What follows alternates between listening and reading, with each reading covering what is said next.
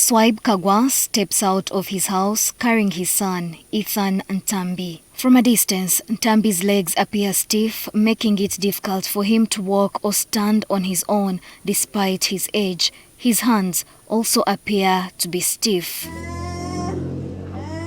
The two live in Chalawiyambi village in Hoima City. Kaggawa, who is 35, says when Ntambi was born on March 24, 2016, he was a normal, healthy child. However, as he approached 1 year, his parents noticed that he had difficulty walking. They took him to Hoima Regional Referral Hospital for physiotherapy, where he showed improvement over time. However, he continued to walk in an unsteady manner. Ntambi loved playing and spent most of his time doing so.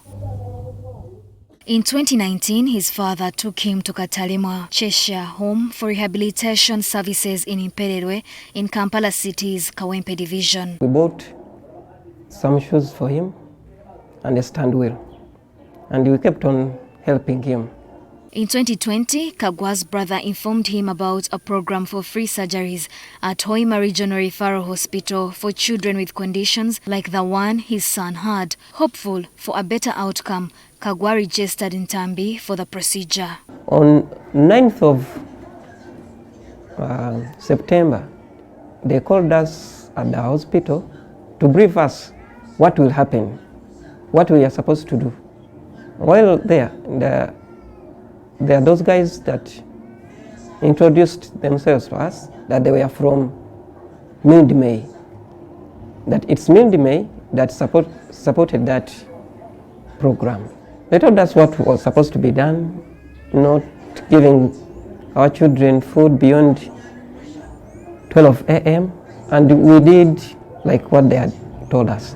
The surgery was carried out the following day. However, it took longer than expected, lasting 4 hours. When the surgeons finally called Ntambi's parents, they informed him that although the surgery was successful, they were unable to resuscitate the boy. Then one doctor started checking my boy, starting from his feet. Then afterwards, he brought the other thing that they put here, then he placed in his on his chest. I think he had something inside. That's when he told his fellow guys that the boy, he still has life. Then he commanded them to connect him to the machine that was there already. Kaggawa recalls seeing 7 doctors surrounding the bed on which his son had been placed in the intensive care unit. Later, when the boy began shaking, the doctors asked Kaggawa if his son had ever experienced seizures or had epilepsy. Kaggawa insisted that his son had never suffered from such conditions. His only challenge had been difficulty in walking. One night, when Ntambi's health deteriorated, Kaggawa repeatedly pleaded with a nurse on duty to check on him. She refused to assist. She just told me, for me, I just treated him with the medicine that was prescribed by the doctors. Now there's nothing that I can do. By morning, Ntambi's situation was still critical. The health workers told Kaggawa there was nothing more they could do. His thumb and index finger had turned green, yet the hospital did not have oxygen. Kaggawa was told the key to the oxygen storage room was unavailable. But remember, the boy's health was getting, by that time, it was depending on oxygen.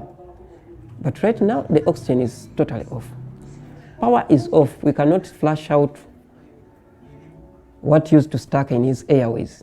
Aisha told us, the specialist in airways is not around.